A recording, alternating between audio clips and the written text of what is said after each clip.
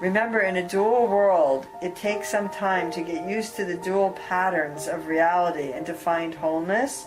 There is a great lesson in duality, which is why when you chose to be co-creator of this world with the earth herself, when you decided to come on as conscious beings, remember she is also a conscious being, you came on, when you decided to come on, you decided to bring the world into this dual idea, figuring that you could find wholeness in duality.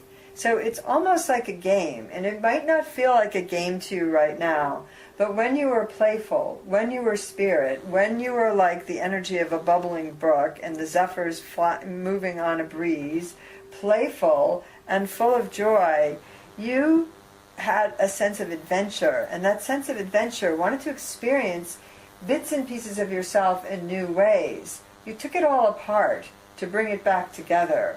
You had no idea that the coming apart would lead you to a space of shame. That shame came because you forgot. You got distracted and then forgot. The piece of the story in the garden is certainly confused, but there are vibratory patterns within it that lead you back to the truth. The truth being that shame and pain, then suffering, were felt when the single beings moved away from the wholeness. And when you decided to experience duality in the way of splitting the self apart outwardly, you did that for a reason. In other words, creating genders. You did that for a reason, to understand the self in a more minute way. There was this desire for the universal flow to experience itself in a new way. And so it categorized itself and put itself into sections. And when those selves got distracted in different directions, they forgot they were part of the whole.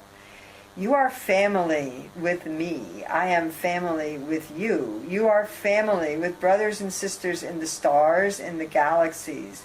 You are family with the whales and the cats and the ants and the trees. They all vibrate and have a consciousness. That consciousness has great wisdom, particularly the trees. There are many beings of consciousness on your planet, and they are not all in the form that you call human. The earth form, formed in the image of likeness of God, is not two-legged, is not the mammalian form that you're familiar with as earth beings. It is all beings of consciousness. Spirit is infused in every living being, in every plant, in every stone, in every rock.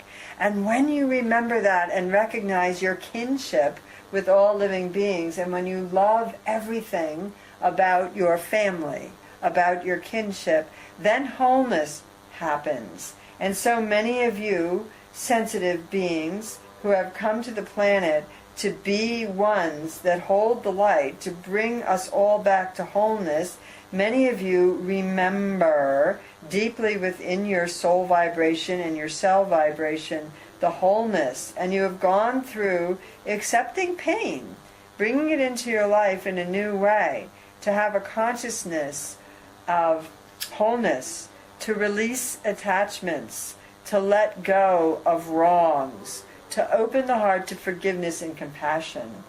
And so that is why there is so much experience of compassion, and so many experiences that lead the heart to either shutting down and ultimately reopening to compassion.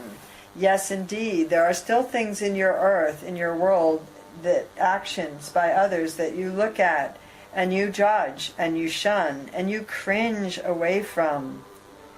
Opening up to these energies, opening up to the pain within yourself and the pain within the world around you, leads you to the transmutation of it, the transformation of it. Feel the joy and the wholeness. All things of the earth will return to spirit, and all things that return to spirit have the opportunity to move into wholeness. It is you that controls ultimately whether you move into wholeness and come back home to the spirit within you and come back home to the spirit of unity. It is up to you whether you choose it or not. Opening the palms now, reconnect with yourself and look at your intention for being in this circle tonight, for listening to this call or sitting in this room with others.